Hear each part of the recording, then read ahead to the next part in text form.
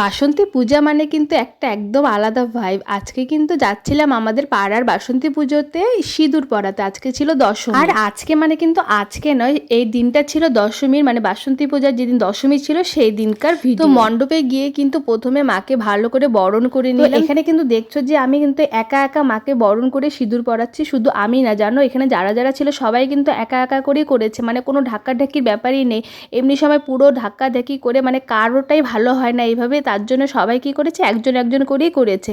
আর এই ব্যাপারটা কিন্তু খুবই ভালো লাগে, তার জন্য সবার পুজোটাই ভালোভাবে সম্পূর্ণ হয়। দুর্গা পূজাই বলো আর বাসন্তী পূজাই বলো, আমার কাছে কিন্তু এই সিঁদুর পরানোর ব্যাপারটা ভীষণ প্রিয়। এখন তো আরও ভালো যে মাকে দুবার করে সিঁদুর পরাতে পারি, একবার দুর্গা পূজার দশমীতে, আবার বাসন্তী পূজার দশমীতে। তো আমার সিঁদুর পরানো কমপ্লিট হয়ে গেলে আমি জিনিসগুলো ধরলাম, তারপরে ননদ সিঁদুর পরালো, তারপরে দুজনে যখন কমপ্লিট হয়ে গেল তারপরে আমরা মেতে গেলাম সিঁদুর খেলায়। তো প্রথমে কিন্তু আমরা ননদ বৌদি দুজন দুজনকে সিঁদুর পরিয়ে ভালো করে ফটো ভিডিও শ্যুট করে নিলাম, তারপরে বাকি সবাইকে শুরু করলাম। কারণ পরের যে আমাদের অবস্থা হয়েছিল তখন মানে ফটো আর তোলার মতো না, খুব অবস্থা খারাপ হয়ে গিয়েছিল।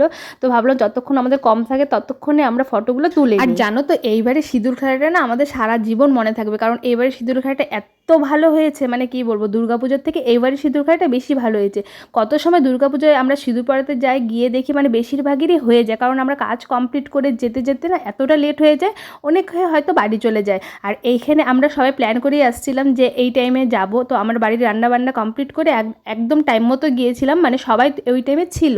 তো আমাদের পড়ানো কমপ্লিট হয়ে গেলে তারপরে সবাইকে পেয়েছি, আর এতজন এওকে সিঁদুর পরাতে পেয়ে আমি তো খুবই খুশি। আর এইভাবে সুষ্ঠুভাবে কাজটা কমপ্লিট হলে কিন্তু কত মনটা ভালো লাগে, তাই না? আমার যেন মায়ের বিগ্রহটা দেখে মনে হচ্ছিল মাও যেন খুবই খুশি, কারণ মার মুখটা দেখে মানে এতটা ভালো লাগছিল। কেউ কিন্তু বেশি উগ্রভাবে মাকে সিঁদুর পরায়নি, একদম মার মুখটা খুব সুন্দর লাগছিল। আর দশমীর দিনটা ছিল কিন্তু শনিবার দেখে কিন্তু মায়ের বিসর্জন হয়নি, শুধু সিঁদুর পরিয়ে মাকে রেখে দেওয়া হয়েছিল, পরের দিন বিসর্জন হয়েছিল। আর ফার্স্ট টু লাস্ট এত সুন্দর ভিডিওটা তোমরা যে দেখছো, এই ভিডিওটা যে করে দিয়েছে তাকে কি ছেড়ে দেওয়া যায়? একদমই না, তাই না? তার জন্য দেখো তাকেও কিন্তু ছাড়লাম না, তার গালে কপালে অল্প করে একটু সিঁদুর লাগিয়ে দিলাম। তো আমাদের মণ্ডপে সিঁদুর পরানো কিন্তু একদম কমপ্লিট। এখন চলে যাচ্ছি বাড়ির দিকে, আর বাড়িতে গিয়ে বড়টাকে ধরেছি, ছোটটাকে ছেড়ে দিলে হয়, ছোটটাকেও ধরে কিন্তু গালে সিঁদুরে লাগিয়ে দিলাম। জানি বললে লাগাতে দিবে না, তাই ওকে বললাম কি এটা নিয়ম, লাগাতেই হয়। সেই কথা মতোই কিন্তু এত সুন্দরভাবে সিঁদুরটা পরে নিল।